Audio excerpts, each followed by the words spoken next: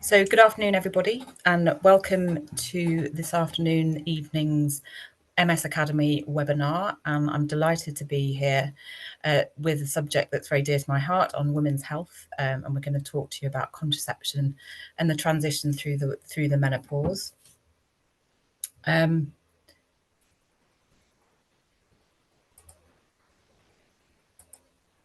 So just big thanks to our sponsors. This webinar has been sponsored by Roche, but they've had no input at all into the educational content or organisation of the session today. And I'm absolutely delighted to be joined by two friends and colleagues. So for those that don't know me, my name's Kate Petheram. I'm a consultant neurologist working in Sunderland in the northeast of England with a specialist MS interest and an increasing interest in women's health and MS, and particularly menopause. And I'm also joined by Ruth Stross, who's head of nursing at the Neurology Academy and a committee member and MS Together trustee, and Nicola Osborne. And it's absolutely brilliant to be welcoming a colleague from general practice. Nicola's a general practitioner in New Forest with an interest in women's health and lifestyle approaches to chronic diseases. So we'll give you opportunity to ask questions predominantly at the end of the session, if that's okay. But if you have any questions that are burning and you want to ask, please do ask them. Use the Q&A function rather than the chat function, because we'll be able to see and respond to those. So I just really wanted to kind of welcome and set the scene before handing over to Ruth and Nicola. Our aim today is not really to make MS nurses and neurologists into MS specialists, but more to raise the awareness of the interaction between MS and menopause, and impart kind of some basic knowledge to help you inform and empower patients.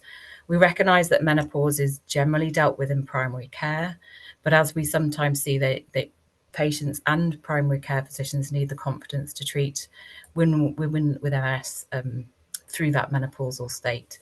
So we're going to be talking through understanding how MS and disease-modifying therapies influence both contraceptive and HRT choices, identifying the overlap in between the menopause and MS, exploring a bit about HRT, and really looking at how this is a real opportunity for personalised care.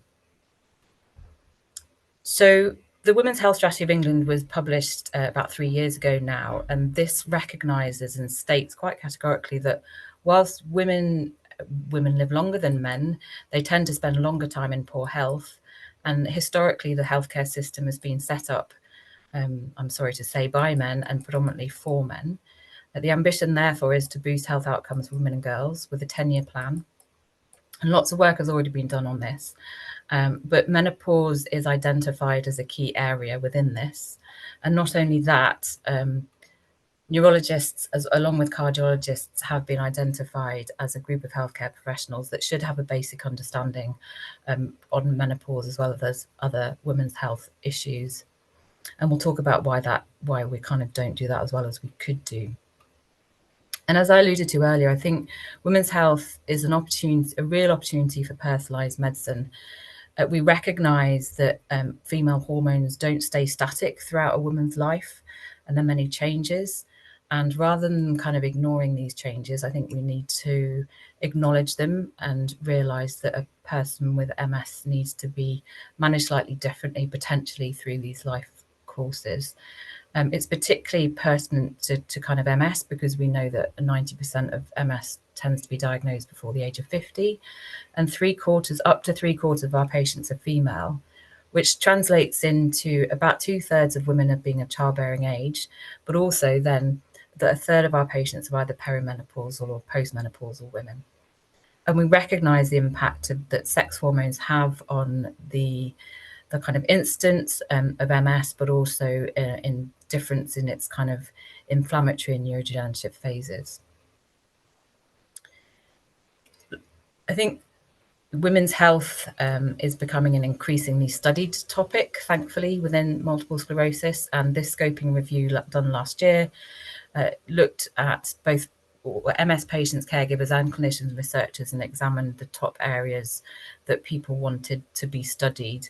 And along with pregnancy, which is going to be covered in a further webinar, I think early in later on in the year, menopause is identified as a topic that people really want further research and information about.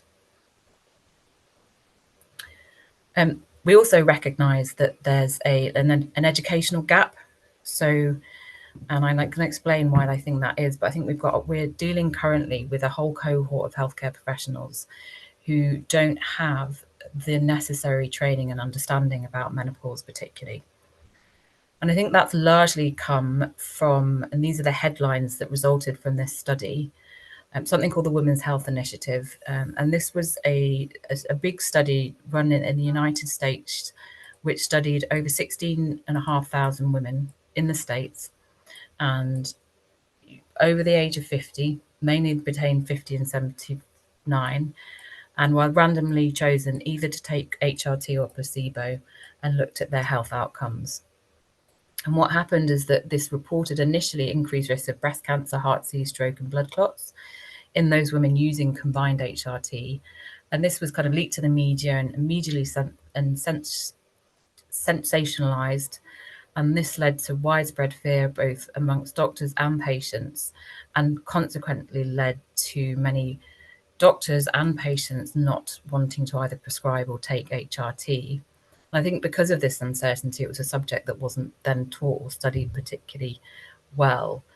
Subsequently, this study has been looked at, and the findings were felt to be inappropriate for many reasons. The study design was flawed. It focused on older women, many who already had comorbidities, and subsequent findings have actually shown many HRT benefits for women, particularly under the age of 60, which we're going to talk about in a bit more detail later. But what this led to was, you can see here on the left side of the screen is HRT prescriptions in the UK, and on the right-hand side of the screen in the US is the HRT prescriptions from the early 2000s onwards took a nosedive, and they haven't recovered. So whilst there's been a bit of an upstroke in HRT prescriptions in the UK, there's still only 5% of menopausal women in the US that are being prescribed HRT.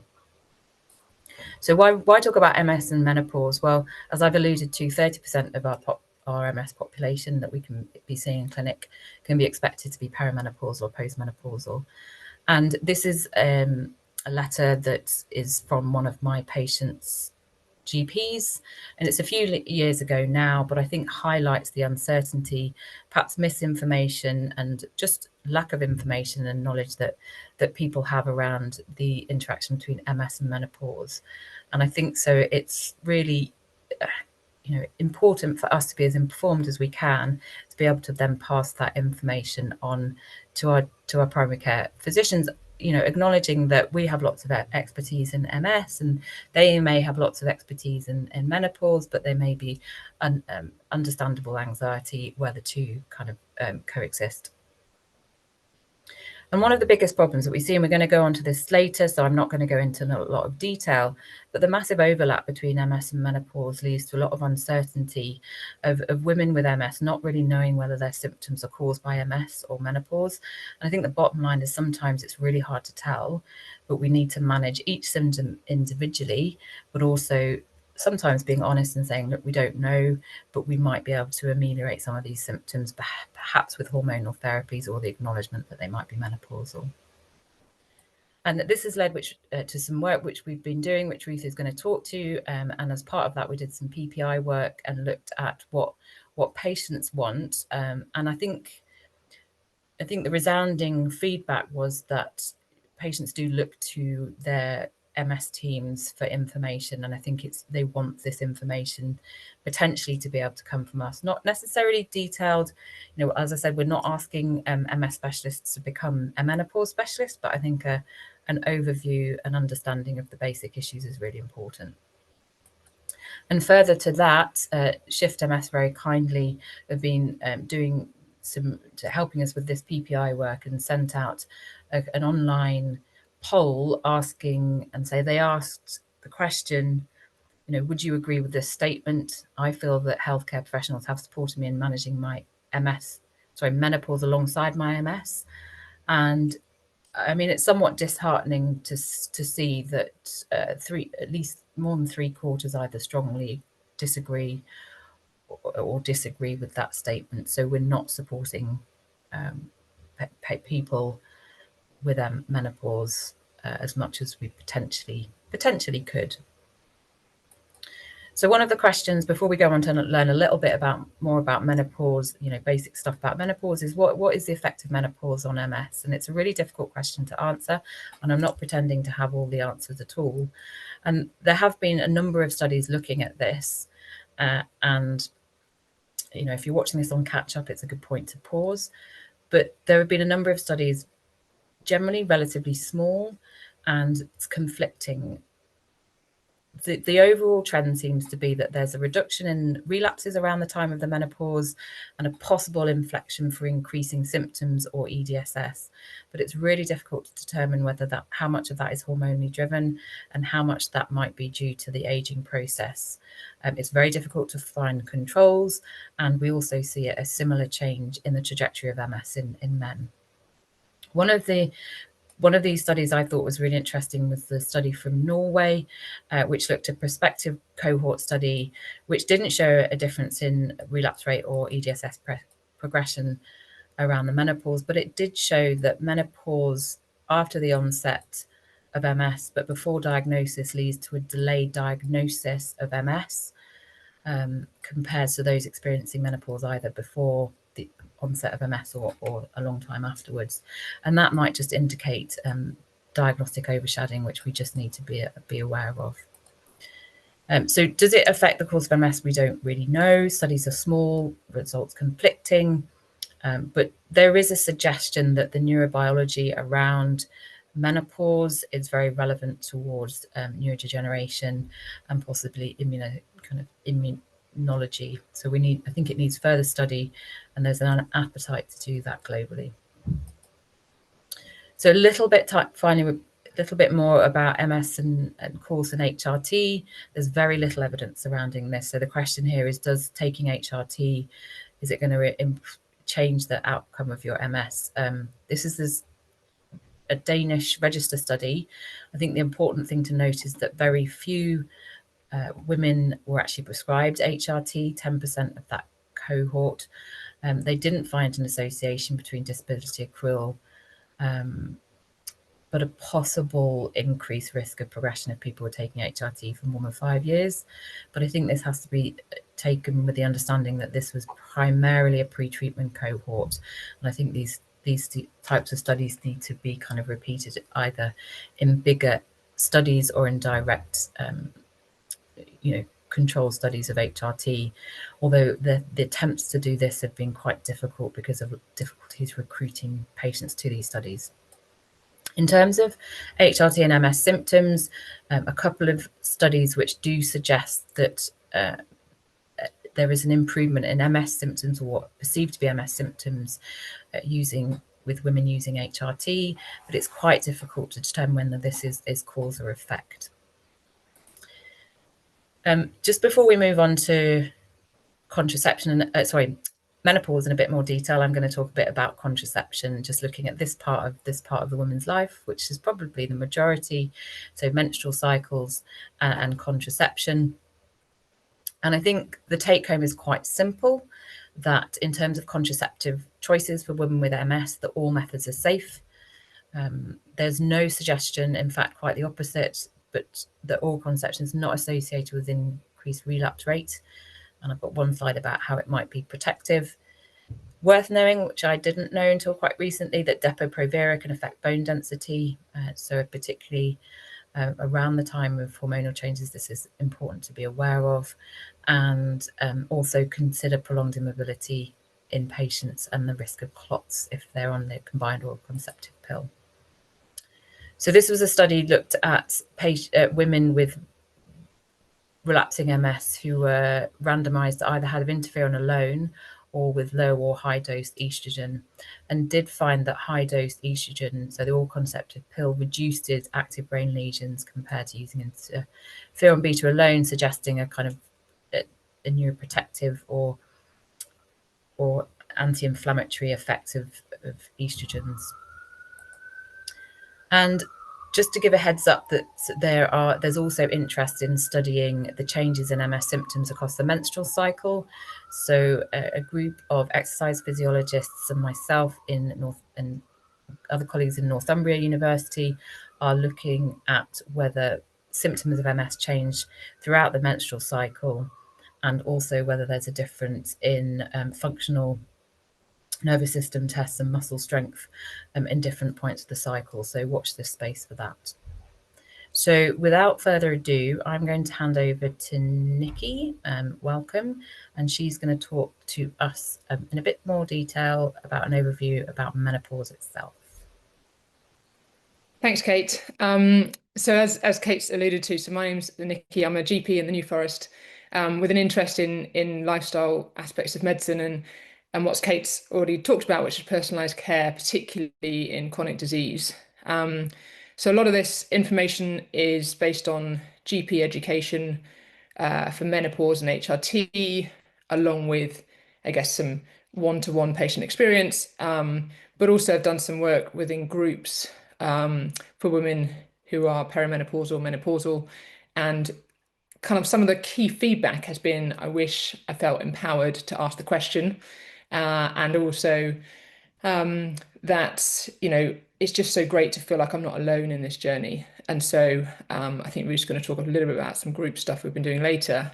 I know that there's a lot of different people on this call, and so some of you will have your own experience clinically in the menopause and HRT, and also personally. And so, feel free to ask any questions or any corrections later. But the key thing for me to take away from this is not the detail in it. There's going to be some stuff about HRT. There's no need to obviously make any particular notes from what I'm saying. But the key thing I would like people to sort of take from this is that it's just empowering women to ask the question whether this could be perimenopause, whether this could be menopausal symptoms, and what can I do about it, and supporting them to have personalized care. The women are the center of all of this, whether it's menopause or MS or combination. And it's just really important that we can signpost people to the right places to get the right support.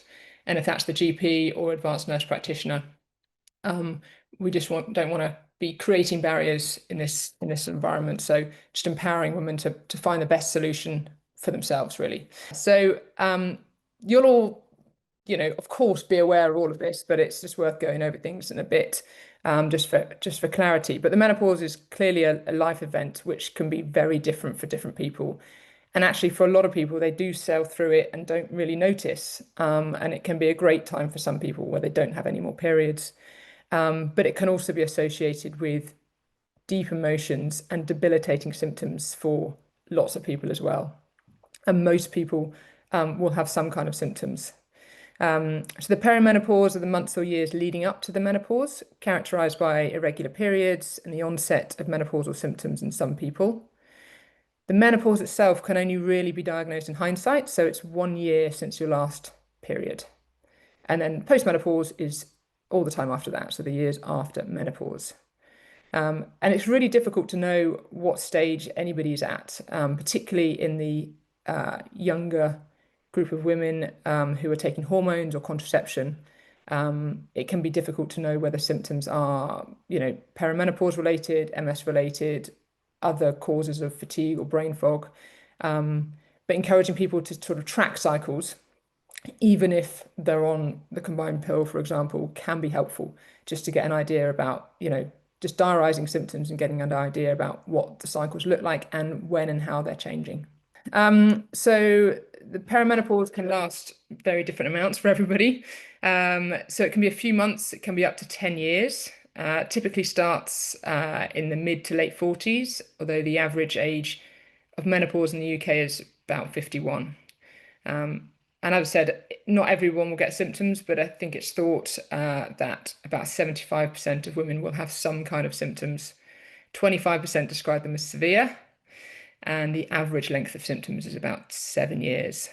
Particularly, important in the group of clinicians who are supporting, women of a variety of ages, but there can be a proportion of people who go through the early menopause, and certainly family history can be a risk factor, I guess, of that. But premature ovarian insufficiency occurs in 1 in 100 women under 40 and 1 in 1,000 women less than 30. So it is possible, and it's just worth, keeping in the back of our minds. So as I say, not everyone gets symptoms, but a lot of people get some symptoms, and you'll all be aware of the myriad of symptoms that can present. And it can hugely impact a woman's life, family life, work life, personal life, self-esteem. Of course, there's changes in periods, so irregular periods can be a start of perimenopause, and often it can be associated with sort of flooding and heavy bleeding. But skin changes, palpitations, anxiety, brain fog, lots and lots of different symptoms, metabolism changing, so weight gain, and all at a time when a lot of women are going through really difficult times in terms of personal life, young children or children leaving home, parents being unwell, lots of life changes occur at the same time. And so that can exacerbate the impact of these symptoms, but also can make it very difficult to figure out, what's the underlying root cause to what's going on. And usually, as I'm sure you're all aware, it's multifaceted. So this, I guess, infographic graph just depicts what's happening to hormone changes as we go through, earlier life and perimenopause. And part of the issue in the perimenopause is the fluctuations in the hormones, in combination with an overall gradual reduction in those estrogen and progesterone levels. But this sort of explains why using a single and one-off blood test, for example, FSH, isn't that helpful, because particularly if you do it in the earlier stages or during perimenopause, it will fluctuate depending on, time in the cycle or time of day. So it's really not a great blood test for that. And the diagnosis of perimenopause is really a clinical diagnosis, as well as the diagnosis of postmenopause as a clinical diagnosis, which you can all imagine, in combination with someone who's got symptoms that could be MS related, it can make it really hard to figure out what's going on. So symptoms really very much a clinical diagnosis. So potential risks to health from aging and menopause. I mean, I'm sure you're all aware of these.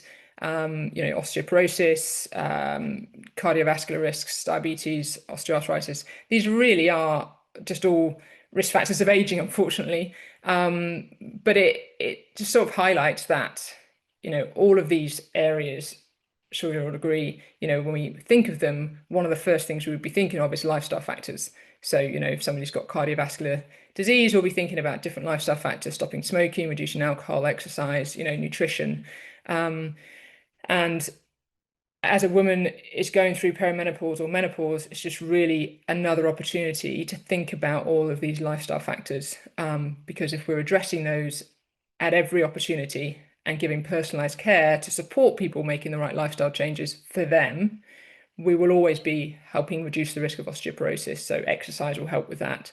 We'll always be reducing the risk of cardiovascular disease, and diabetes, and so on and so forth. So, essentially the risks of menopause are the same as aging, and that should sort of highlight to all of us that actually the things that are non-medication related will always be an important factor here. Okay, so just going on to a little bit of HRT. Again, the detail of this is not important unless you are prescribing. So it's just an overall to give an idea so that people are aware of the types of things that we would discuss as a GP or an advanced nurse practitioner, and different areas where you can signpost women to. So the main aim of HRT is to replace estrogen. And for women who still have a uterus, it's really important to protect the lining of the uterus, so the endometrium, with progesterone.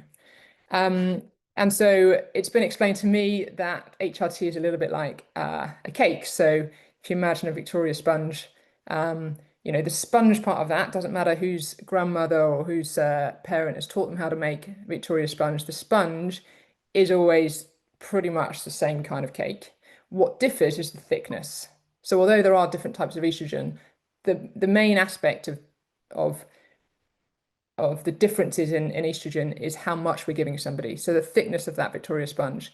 And then the progesterone is likened to the kind of jam in the middle. So you can get, raspberry jam, blueberry jam, any different kinds of jam. And that's sort of where the progesterone comes in. And with that, because you can have so many different types of options, that's where you often get the different side effects. So the estrogen, generally speaking, it's about how much you're giving. And then there are different types of progesterone. So as I'm sure you're aware, with different types of contraceptive pill, the progesterone can differ slightly and people have different side effects. And the same with HRT. Important to be aware about testosterone. The only indication for that at the minute is low libido, and I'll talk a little bit about that in a minute. And yeah, key that you can have your HRT in lots of different forms. So oral, which definitely used to be the mainstay of treatment years ago. So I've had a 78-year-old who was actually prescribed oral HRT about 50 years ago, which was a surprise. But we are converting more and more people into transdermal options. And so that can be in the form of a patch, a gel, and also estrogen can be given locally, so pessaries.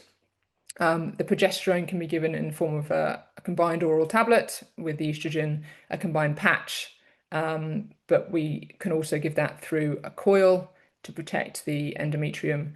And also there are tablets that can be used orally that can also be used as a pessary. And these are all different ways in which we can reduce the side effect burden from progesterone. That makes sense. And again, testosterone comes in different forms, mainly gel. Not much to say on this slide, except to say that there are different forms of estrogen, which are found in the body naturally at different forms in our life. I think this is important when it comes to research, because I think some of the research that's been done around menopause in MS is looking at the specifics of these different types of estrogen. But from a GP point of view, we don't really consider these different types. Only to say that there's no one size fits all, and it's important to kind of discuss, for a GP or a nurse practitioner, to be discussing the right type of estrogen with their patients. There are different types. So as I said, we used to use oral HRT a lot, but the most similar, or we call body identical types of estrogen that we have at the minute are in the form of a gel. And so often a lot of patients currently choose to use the types of estrogen that are best matched with their natural estrogen they have in their body. So that, for example, would be the estrogen gel, which is obviously a transdermal option. Again, the detail of this is not important in this context, but just really important that if somebody's HRT isn't working for them, that they can get signposted and feel empowered to go back to the GP and ask a question. Just because they've had one appointment doesn't mean it's the right thing for them. There are so many different types of options, and unless somebody represents to us, we don't know it's not working for them. So a real encouragement for somebody to ask the question about options, discuss them, and actually if it's not working, cut back. So a little bit about testosterone. There's definitely lots of thoughts in the media, and there's lots of, the documentaries with Davina McCall, about the benefits of testosterone. And there's a big thought that it can help with brain fog, it can reduce dementia, it can help with fatigue, it can help with low mood, generalized myalgia, and joint pains. Ultimately, the only indication that we are allowed to give it for is low libido. And that has to be after we optimize the use of estrogen. So often low libido is related to estrogen, and when you replace the estrogen, it can help. But the other really important thing is, as you know from the general patient population, for some people, libido is an important part of their day-to-day life, has a big impact when it drops, and for other people, it doesn't play such a big role in their life. And it's just important to ask the question. But if it is important to people, that they're aware that there are, options available. The other really important thing when it comes to libido to think about is, as we talked about before, this, menopause comes at a point in time when there's so much other stuff going on. So it may not be about the low estrogen or testosterone. Vaginal dryness can have an impact, brain fog, fatigue, emotional impact of everything else that's going on. can obviously have an impact on libido. So it's just important to take a history and assess the whole picture, but helpful to know that testosterone is an option. And as far as we're aware, none of these are contraindicated in MS. So I think we all know the potential benefits of HRT. Mainly, they can help to control the symptoms of menopause or perimenopause.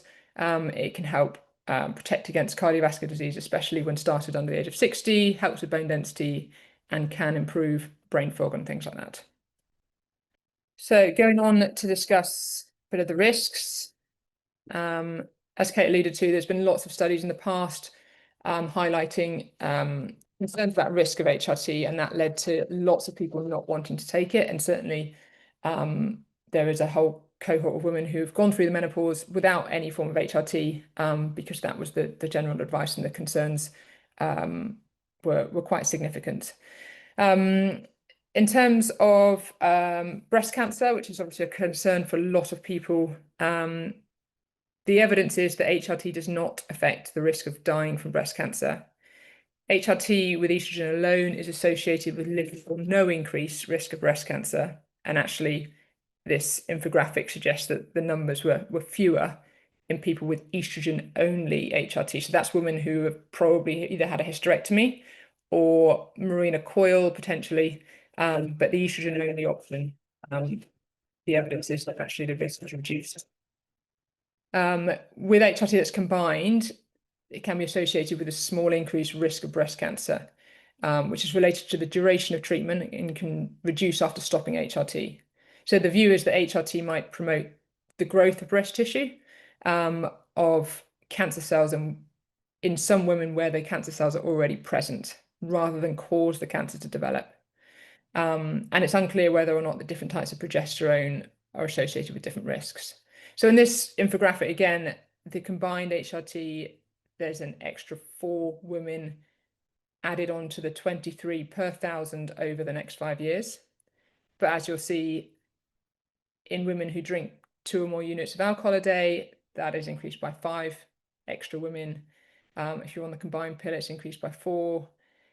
Smoking and certainly obesity increases the risk by an extra 24 women. So we've got to take this in the context of the person in front of us, the impact of those symptoms, of MS or menopause now, and their general lifestyle. And again, an opportunity to really focus on personalized care and lifestyle factors. Thanks, Kate. There are other potential risks of HRT, which again is up to the prescriber to balance those risks and take a good history on that. But there is an increased risk of oral HRT with increased risk of blood clots. That's not known to be the case if it's transdermal. So if it's gel or patches, there is no known increased risk of clots. So estrogen through the skin is always a safer option. And it's important, I alluded to a minute ago, but for women under the age of 60, the thought is that HRT can be cardioprotective.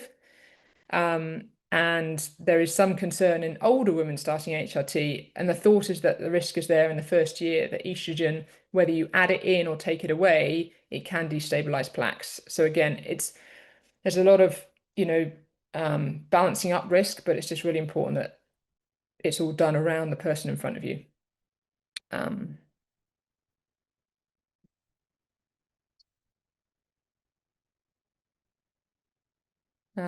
So there's some information here if you want to use this QR code, and then there's a little bit on HRT alternatives. So how long somebody's on HRT, again, is really dependent on the person in front of you. We ask as GPs that everybody has an annual review, either with a GP or a nurse practitioner, and those risks and how they're doing and their symptoms is always reassessed. There's now no upper limit of when someone can be on HRT. So I think I heard in the last GP update that someone in the country has a patient in primary care on HRT in their early 90s. So there really is no upper limit, but it really obviously depends on the person in front of you and what risk they're happy to accept going forward. Okay. Take the next slide. Yeah, just a bit about alternatives. So there are lots of alternatives that can be used to help with the symptoms of MS, sorry, of menopause. And I don't think, as we know with a lot of these supplements, there's not the same evidence base as there is with the medications and the pharmaceuticals that we use. So what I would always encourage people to do is to let their physician know if they're taking anything or they're due to take anything. There are some known supplements, these included, that are often used for people going through perimenopause symptoms, but there can be interactions. And so, for example, just to refer to my notes here, but St. John's wort, for example, which we know is used for menopause symptoms, but also low mood, can interact with drugs like fingolimod. So, an evening primrose oil, which again can be used in menopause, can increase the risk of bleeding if you're using them with NSAIDs. So there are some interactions. I don't think it's possible for all of us to know what they might be. Our pharmacy colleagues are always helpful, I find. But it's just to be aware that a lot of people are taking alternatives, and just to be aware there may be interactions. And if there are reasons why you can't take HRT, Kate, thank you. There are alternative medications that we can use. You'll recognize all of these that can be used to help with menopausal symptoms. If somebody, for example, has a strong family history or a personal history of breast cancer, things like gabapentin, pregabalin, which you will all use quite frequently, can be used for hot flushes, and also certain options of SSRIs or SNRIs can be used again to help with some of the symptoms of menopause. This, however, I think is probably the most important slide of all that I've just been talking about. And as I've alluded to before, these are always opportunities to readdress what's important to the person sat in front of you. And the first thing we always talk about with menopause is the lifestyle factors. Some people would discuss that they've found their metabolism changes, and so actually anecdotally some of patients have said they go on to a lower carbohydrate diet or more of a Mediterranean style diet, and actually their hot flushes improve and their night sweats get better and they're sleeping a lot better. It's anecdotal, there is no evidence of a particular diet, a bit like in MS, but we know that a Mediterranean style diet is helpful for a lot of aspects of optimizing our health. Exercise, reducing smoking, mental well-being, sleep. As we've talked about, a lot of the timing of perimenopause and menopause comes at a real transition in someone's life. And so just really important to empower ourselves and empower our patients that actually they can do a lot of these changes themselves. And it's just important that they are the best person to understand themselves. And so they are the best person to understand what changes couldn't be made, but actually may need some signposting towards that. And it's an opportunity to review from a menopause point of view, from a general health point of view. And also these factors are always important in chronic disease, and particularly in MS, as you all know. So thank you. I'll hand over to Ruth. Right, hi everyone. I'm going to try and get through this quickly so we have a little bit of time for discussion, but for me, it's been a great journey. Being able to work with both Nikki and Kate and just learning from lots of different colleagues that I'll talk about later on.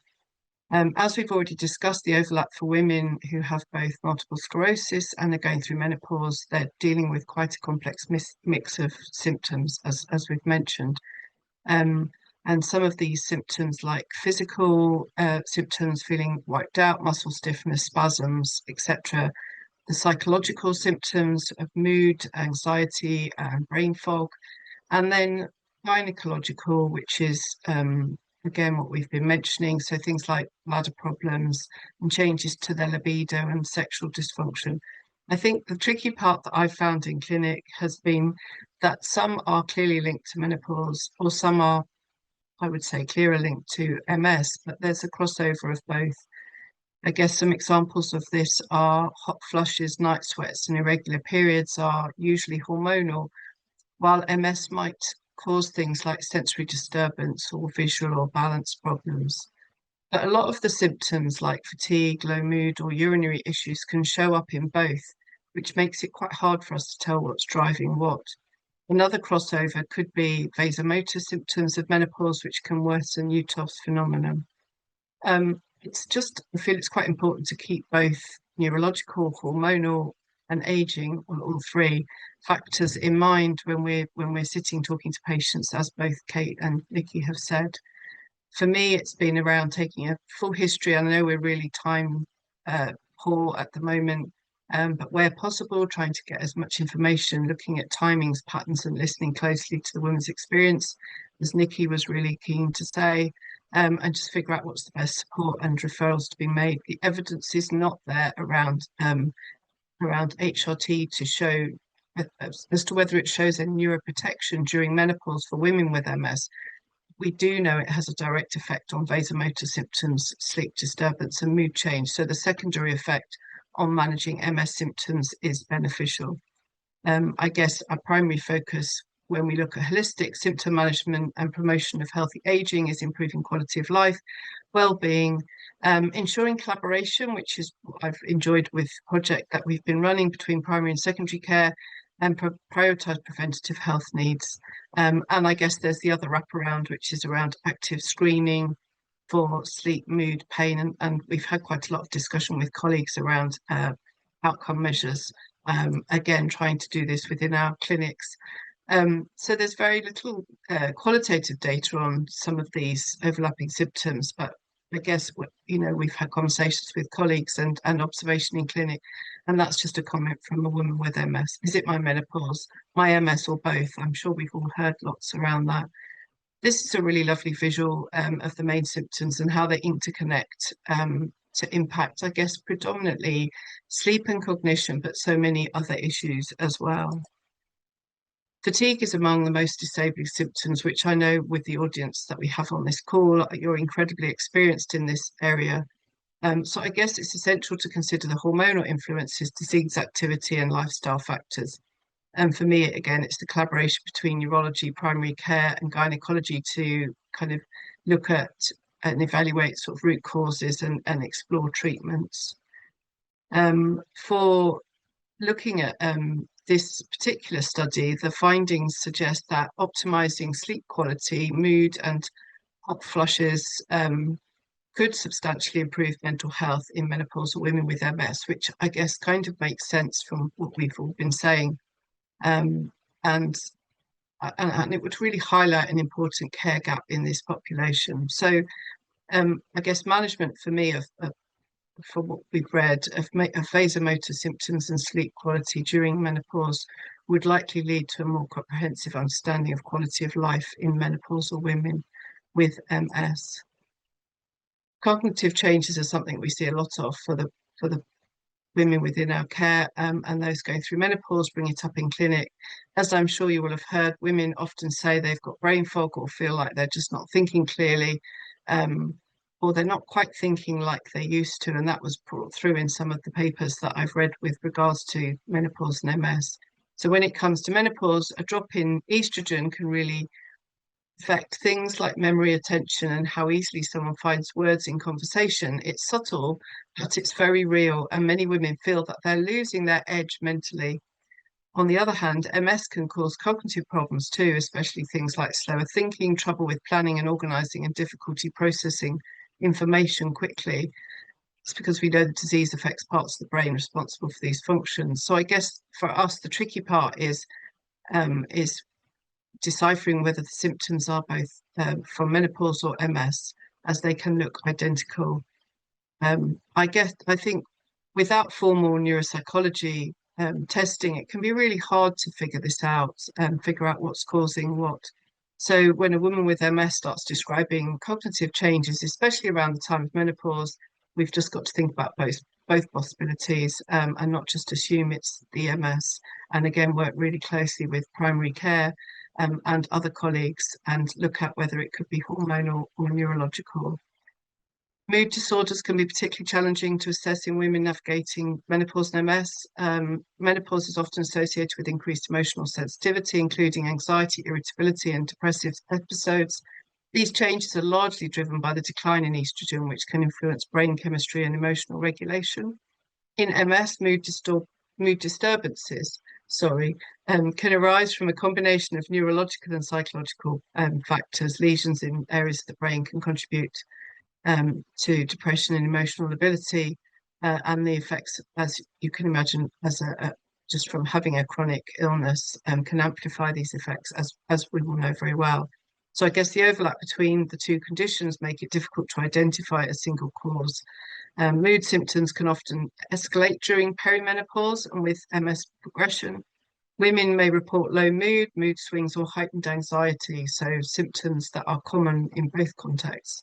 So it's important for me that we remain alert to these presentations and take a holistic approach, as has been said by both Kate and Nikki. Interventions might include psychological support, if available, referral to mental health services, or considering hormone replacement therapy and working closely with our primary care colleagues. Just collaborative care is key to this. Urinary symptoms are very common in both menopause and multiple sclerosis and can be particularly distressing. In menopause, the decline in estrogen can lead to changes in the bladder, as we've heard from Nikki, contributing to increased urgency, frequency, and bladder instability. In MS, urinary dysfunction often results from demyelination, affecting the neural pathways that control bladder storage and emptying. So these overlapping mechanisms can make it difficult to distinguish whether symptoms are due to neurological changes or hormonal decline, which, especially in women who present with no prior history of urinary issues, it can be helpful to look at urodynamic testing and work really closely with our urology, bladder and bowel specialists, and pelvic health physios. Constipation, again, is common with both MS and menopause and can aggravate bladder symptoms, so it should be actively managed as part of the treatment plan. Again, management is around being holistic and tailored to the individual. There are other things that could be considered, the use of vaginal lubricants or topical estrogen, as Nikki's already mentioned, and in some cases, medications to manage bladder overactivity or incontinence may be appropriate. I guess it's important to consider timing and the broader clinical picture. If new urinary and sexual symptoms arise alongside other MS-related changes, clinicians should consider possible new disease activity before attributing symptoms solely to menopause. Conversely, if these symptoms appear in the context of clear menopausal features and there is no evidence of MS progression, hormonal management may be a bit more relevant. So just lastly, for the main ones that I'm covering, sexual dysfunction is a frequently overlooked aspect of care. I do feel that my confidence is definitely growing in this area. It has been a significant, it has a huge impact on quality of life, and as Nikki's alluded to, is different for all people. In menopause, hormonal changes, particularly declining estrogen, can lead to physical symptoms such as vaginal dryness, discomfort during sex, and reduced libido. In women with MS, sexual difficulties can also result from damage to neurological pathways involved in arousal, sensation, and orgasm. These symptoms often overlap and may be difficult to disentangle, especially if they occur at the same time.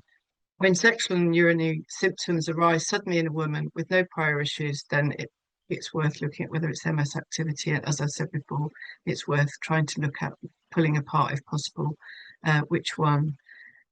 Sex can be a difficult topic for many people to talk about, and as clinicians, we need to take a proactive, or I feel that we should take a proactive and sensitive approach. Starts with giving permission for women to speak openly about these concerns without fear of embarrassment or judgment, especially going through this part of their life. I guess it's also important to say, which is what you said, that different women place the importance on this area differently, and that's entirely valid. Others may see intimacy and sexual connection as an important part of their emotional and relational well-being. Sexual health can be influenced by a combination of physical, psychological, and social factors, all of which may be affected by both menopause and MS. So I guess our role is to support women with practical solutions when needed. This is a really wonderful table, so I would highly recommend you come back to this part of the slides and have a look at it.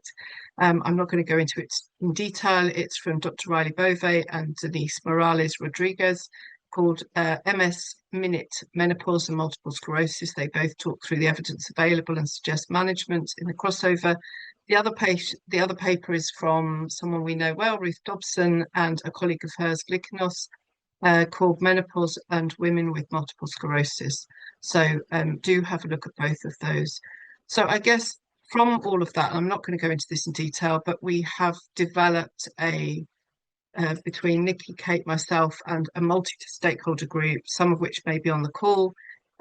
We have so it has stretched into NHS England. We've had representation from the menopause CRG. We have the menopause lead from NHS England involved.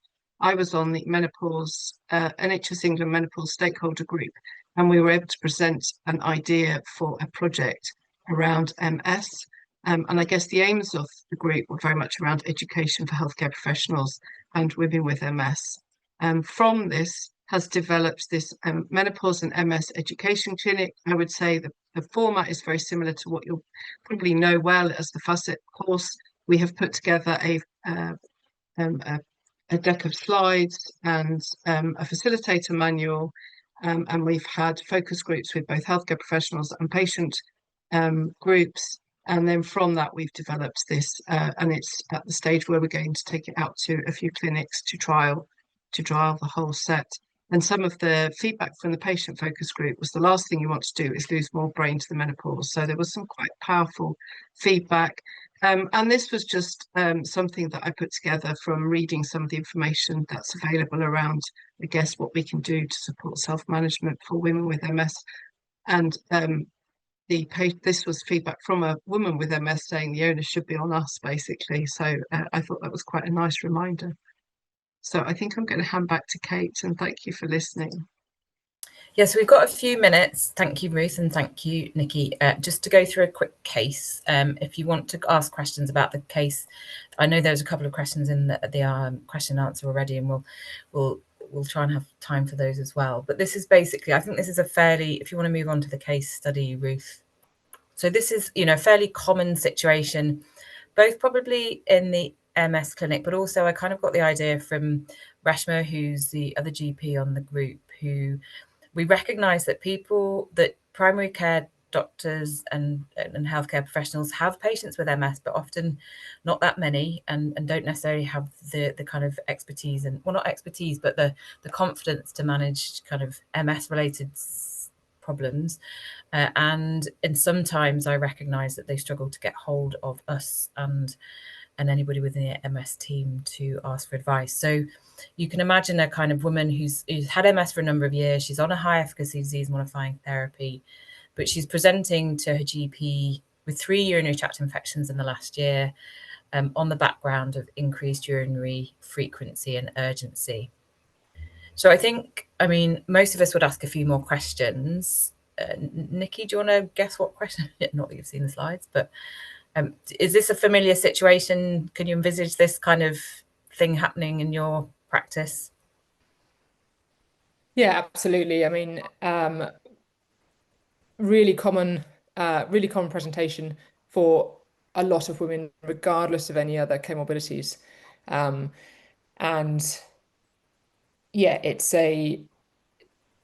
urinary frequency is really common, and we might use antibiotics. We might use things like solifenacin, mirabegron. We might use things for overactive bladder. We might check the urine. You might be sending on to urology colleagues. But often, what we as GPs often miss is the options rather than prophylactic antibiotics. Is thinking about any other symptoms that could be related to the menopause. So, you might be asking about bowel changes. You might be asking about vaginal dryness. Do you want to move the slides on, Ruth? Because that's exactly how I would approach it in secondary care as well. And I think we both we'd be looking at the cost of, we'd be thinking this is their MS. But I think it is important to ask about other potential perimenopausal symptoms, isn't it? So as you've just alluded to, and other lifestyle factors that might be contributing to what's happening as well. So becoming less active, a poor diet, there's some weight gain. And that might all be contributing to this person's symptoms. So I suppose the next question is what would we do about it? Have you got any, Ruth? What would you do if you saw this lady in your clinic? I guess the other thought I'd had when I was looking at the case study is that she's 49, so with women having children older, instead of being maybe historically where, her children may have grown up and left home, she could actually have very young children and be trying to navigate that alongside work. So actually trying to improve her lifestyle is going to be quite tricky because her diet might be around the chicken nuggets that her kids are eating or things like that. So I guess for me, it's about being realistic in the discussion. As you said earlier, Nikki, it's, tailored to the person in front of us. But yeah, I don't know. I feel that picture has changed quite dramatically in the last maybe 20 years. And I think one of the questions that comes up a lot, and we've kind of answered it half already, but I think one of the questions in the Q&A is, is there an assessment tool that you would recommend for determining what is MS and what is menopause? The basic answer is no, not really. And I think it's just, as we've said, it's trying to, look at those other things that could be, other aspects like vaginal dryness, hot flushes, other menopausal symptoms. I often ask people to track their periods as well, ask them very specifically about a change in their periods. But I'm not aware of any, and there are period tracking, there are menopause tracking tools available on the internet, and so that might be something you could suggest to people. And I do that particularly when people are struggling, perhaps to particularly younger women who maybe symptoms have been brushed off as being due to their MS and not perimenopausal, and just demonstrating a link to the cycle and potential other very clearly hormonal issues, I think can be quite helpful. And the other question which comes up, which I think, are blood tests useful in diagnosing the menopause? We've covered that, and we don't believe that that blood tests are necessary to diagnose the perimenopause or menopause. But I think there are other very good reasons to do blood tests in women around this age. And I've just alluded to just put down what I think is important there. So you'd want to check other comorbidities, particularly ferritin. I think I see Nikki nodding very so, but if someone's having very heavy periods, potentially unusually for them, they may become iron deficient, anemic, and that needs to be addressed. We know to check vitamin D, of course. And then lipid kind of biology can change quite significantly around the menopause, which I'm told can respond quite well to HRT, but I think it's worth being aware of that as well. And also considering diabetes, which might put people at risk of kind of changes in their urinary frequency. I think I've put consider HRT there and systemic versus vaginal. I think we forget vaginal HRT, vaginal estrogen quite a lot, and I think we forget to, well, I certainly do. I'm sure there are others out there that are much better at it than I am, but I think it's super safe. It's not systemically absorbed, so even if you've got a personal history of breast cancer, you can safely use vaginal estrogen. And it's actually recommended by the NICE guidelines for urinary tract prevention or treatment of recurrent urinary tract infections. So we should really be telling every kind of woman of this age to probably be, considering vaginal estrogens, and they're safer than, particularly if people don't want to take systemic HRT, and probably safer than using, lots of antibiotics as well. Is that something that you're kind of used to? It's probably second nature to you, Nikki, that you do it. Should every woman be taking?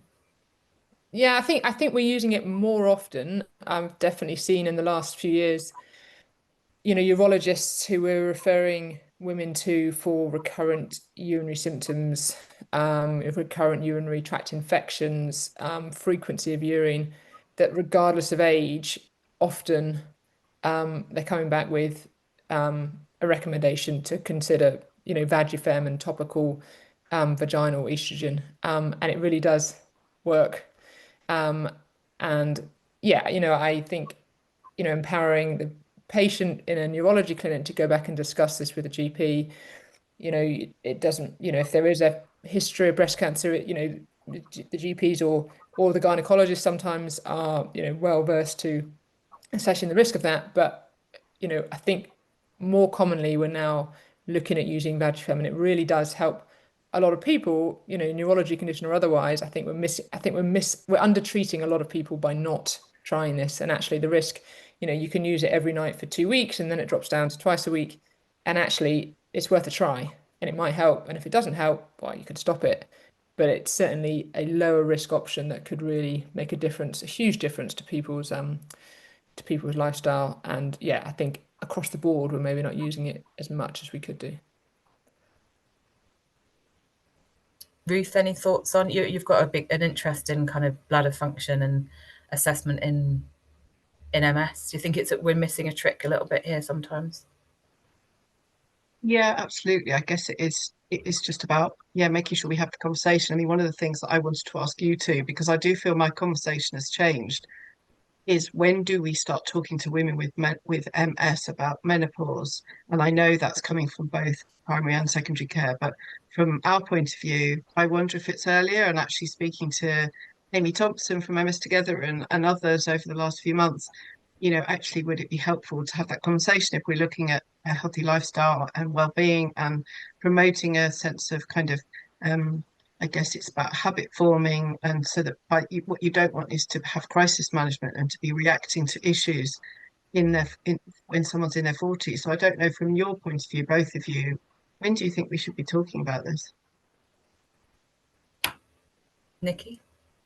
I, th I think empowering women to ask the question and to think about it, as early as possible is key. And I think it goes back even further. I think, we have a tendency not to talk about women's health even from a younger age, and when teenagers are going through puberty and then sort of older premenopausal stage. How often do we actually track periods? I think the younger generation are doing it a lot more. A lot more younger women want to know about their bodies and their track their cycles. Certainly there's more apps these days, aren't there, to be able to do that. And certainly in my experience, the younger generation are more interested in knowing how their body functions. So the earlier we can empower people to just take notice of what's happening for them. As we've talked about, perimenopause symptoms can start, early 40s, late 30s. And actually at that point, just starting to encourage people to understand what's going on for them. Because they're the only ones who are going to be able to highlight to the neurologist or the nurse or the GP or whoever it is, something's different. And I want to look into it. So earlier the better. I think it's my short answer. And I think I agree. I think we've had this conversation and going back to the kind of work we've been doing, and I think it hopefully answers Valerie Coots's question on the question and answer. Should we be considering joint clinics with primary care and MS nurses around women's health? I think this is in part what we've been trying to do with this joint work, and the idea is that this could be delivered either in primary care, but probably more likely in secondary care. But if you've got interested primary care colleagues, then fantastic. And the idea is this would be joint clinics to make it as efficient and manager friendly. So you'd get between 6 and 8 women with MS would be invited to come to a joint clinic. And part of the idea is to share information, but allow women to share experience as well. And we've kind of talked about starting inviting people to that from the age of around 40. And I think that's probably about right. There will be many women that aren't, won't have even thought about it. And that's kind of fine though, because it's not saying that this is happening to you now, but this unfortunately will happen to every woman with a uterus. This is happening. This we can't escape it, can we? So I wondered, Nikki, would you be happy, you can say no, about the possible side effects of testosterone and long-term use? Yeah, so essentially with any of these there are risks associated with it.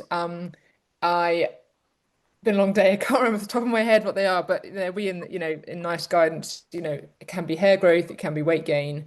There are side effects associated with it, and that's why we don't use it in everybody. But I think the key thing with this is that referring back to the people who are doing the prescribing. It's also important to know, I guess, that it used to be a secondary care prescription, and now it is an option in primary care. But a lot of GPs, particularly those that don't see a lot of menopausal women, and prescribe HRT. So inevitably that's more often the men. But a lot of GPs across the board aren't as used to prescribing testosterone, and sometimes we need to do blood tests before and after taking it to make sure that that we're not over treating with testosterone. And the key thing is then what do you do with the results? So it is definitely something that is available through our gynecology colleagues in menopause clinics. It is increasingly available through GPs, but some GPs, rightly so, won't necessarily be happy to prescribe it and will always go for estrogen first. I know that doesn't completely answer your question, but I don't want to spout out the wrong list of side effects of testosterone. I can get back to anyone if they have specific questions, but it will be on the guidance. Yeah, I think there's some really good fact sheets on as part of the British Menopause Society, and they have a patient-facing page called Women Health Concern that have some really good fact sheets, and I'm almost certain there's one about testosterone which covers a lot of that. Caris Meadows has asked about lion's mane become more popular to help people with brain clarity, and do we know if it interacts with any of the disease-modifying therapies? Now, in a typical brain fog moment, I'm pretty sure I've looked this up in clinic. So I tend, if patients ask me these kind of questions, I look it up in front of them, because I'm not afraid to say I don't know every single thing, and I don't know every single kind of interaction of every single drug. But I'm pretty sure it doesn't interact with any disease-modifying therapies. I suspect we don't have a lot of evidence, but I don't have any reason to believe it does. I'm always very clear to patients who want to start these kind of things that there's very little, objective scientific evidence of benefit for these. But if they want to try it and if it makes them feel better, great. I think it's worth, this is one of my favorite statistics, that the global wellness industry is worth $4.5 trillion. So 10 times more than the global pharmaceutical industry. So I think it's just being aware of that and aware the benefits for those, those peddling these things. I think we've got time for perhaps one. So the slides should be available via the Neurology Academy website for download, I would think. I think it's 48 hours before the online webinar is available. There's a question about HRT implants for people with MS. I don't think there is such a thing as we use obviously contraceptive implants, but I don't think there's such a thing as an HRT implant. Is that right, Nikki? Yeah, that's correct. I think I've heard something about some research stuff going on about implants, but yeah, we're definitely not using that at the minute. It's just to say I've replied to one correct question about testosterone with a link to the fact sheet. And then I've also replied to a question, some related to testosterone. So it's on there twice if you want to have a look. Brilliant.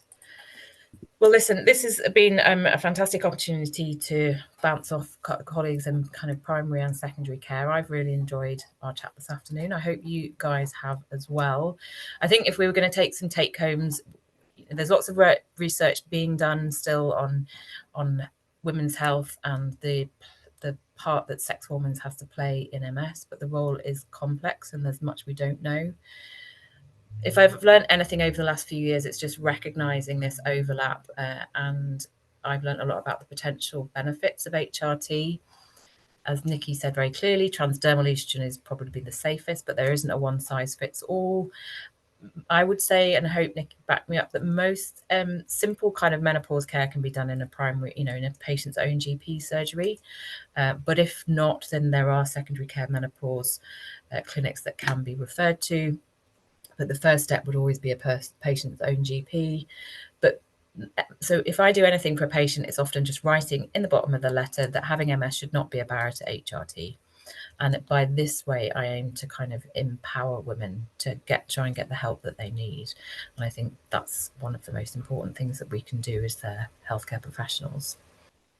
So if you're worried about your own health and wellness, well, there is some help available on the Neurology Academy, a short course with core wellness principles for us as healthcare professionals. So I'd urge you to have a look at that. And that really just brings me to the end of the webinar today. I want to thank you all for coming and listening. Thank you to Ruth, especially for bringing us all together, both in today's webinar, but also in the larger project. And I think a thanks also should go out to Ruth Dobson and Imi Collier, amongst other colleagues on the wider MS and menopause stakeholder group. And yeah, I hope to see you all at a meeting somewhere to have further discussions about all of this. Thank you.